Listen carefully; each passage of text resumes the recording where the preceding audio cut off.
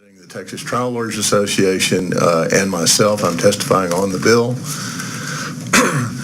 During the interim hearing, TTLA, myself on behalf of TTLA, offered to be a resource witness in the interim hearing. The reason why we offered to be a resource on this issue is because the issue of patents is an issue that is in the Constitution and is given to the power of the federal government.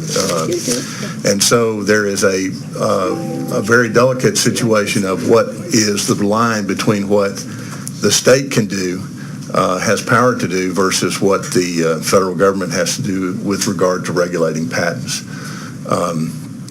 The concerns that I have previously expressed related to where that line is drawn, and I offered as a resource to the committee then, and I do now, some guidance as to where I think that line is.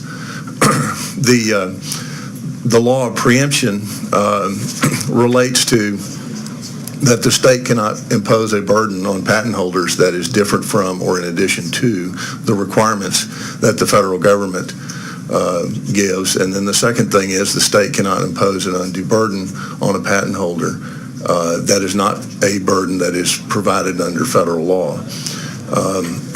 With respect to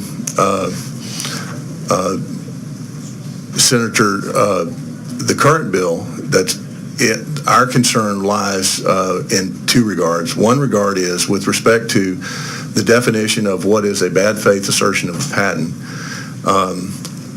The way that is defined in this bill, we think raises a federal question. And while, as I stated in the interim hearing, I believe that the Attorney General could be empowered to act on behalf of small cap or undercapitalized entities to protect their rights, the question of what is or is not a bad faith assertion of a patent is a federal question, and I think would have to be adjudicated in federal court.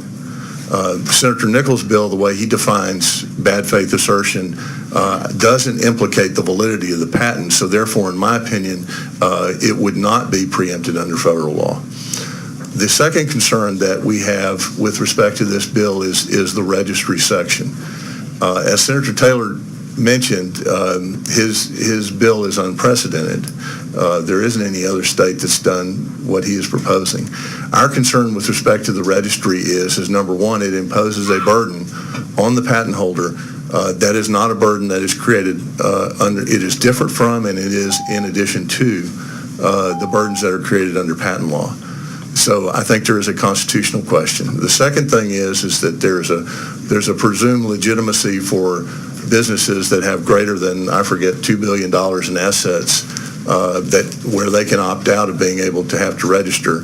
I think that distinction raises constitutional questions, both under the question of preemption and also under the question of the First Amendment and equal protection. So it sounds like, Mr. Roach, you have some concerns about just Senator Taylor's bill more than you would Senator Nichols' bill. That is correct. Constitutional issues and so forth. That is correct. Kind of set the state up as maybe this legislation being overbroad.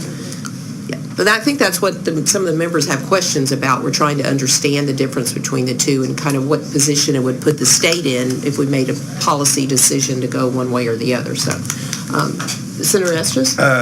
Thank you for testifying again. I do remember your testimony during the interim. Appreciate you being here again. Appreciate your willingness to work to craft this thing. Don't want to put words in your mouth, but I seem to think you agreed during the interim that there are egregious things going on that need to be addressed. It's just how we address it. Is that correct? I do agree with that, but I also want to point out the question had been raised whether anything's been done on the federal level, and I would point out that there have been some substantial things done on the federal level. In 2013, Congress passed the America Invents Act, which completely changed the ability and the procedures that people can use to challenge patents at the patent office level. And it made some very significant changes in that regard, and there's been a number of new proceedings that are being filed in the patent office. They're called inter partes review, and it is a procedure that is is ramped up considerably. Cases that are being filed, when the cases are filed, parties are filing inter partes review. There's another procedure in the Patent Office called an ex parte review, which is unlike an inter partes review. The person challenging the patent doesn't actually have to advocate. It's the patent goes back to the Patent Office. When a patent is first issued, it's reviewed by one patent examiner. When it goes back into re-examination, it is reviewed by 3 patent examiners. That procedure is a relatively inexpensive procedure because the person challenging the patent doesn't have a requirement to lay out arguments. We're getting short on time here. I have great faith that the federal government will eventually do something about this. But until they do, there's people in Texas that are hurting because of these egregious practices. Well, I would point out one other thing that's been done, and it's by the United States Supreme Court in the Alice decision, which was about 6 months ago, which has greatly restricted the subject matter of what can and cannot be patented. And what it's done is it's greatly restricted the ability of abstract ideas to be considered patentable. One of the main areas and where we've seen that a lot of what the testimony dealt with here today involves patents related to what are called business method patents or process patents that in actuality have involved algorithms. And the Alice decision says that these types of subject matters that involve abstract ideas are not patentable. That opinion just came out 6 months ago. And so to say, I would disagree that the federal government isn't working on this issue. Okay. It is. Thank you. Yeah, and I think, Go ahead, if I'm Madam Chair, just to point out, what I said is you haven't seen anything at the congressional level. You certainly have seen the courts have taken some steps, the PTO has taken some steps, and you've even seen the Federal Trade Commission take some steps. So there is some relief within the federal government broadly defined, but the Congress is really... Well, no, I would disagree with that because in 2013, the Americans Invents Act was patented. And was passed. Sure. And let me say, I appreciate you've met with me several times. We met yesterday, and you. And so I appreciate your input. And just so we're clear, the how you define a bad faith claim, the basis for all this legislation is a case in the 80s in Florida. And so my legislation takes the bad faith claim language from that case. The Vermont statute, which has been upheld in appeals court 3 times, is actually more aggressive than the language that I'm using.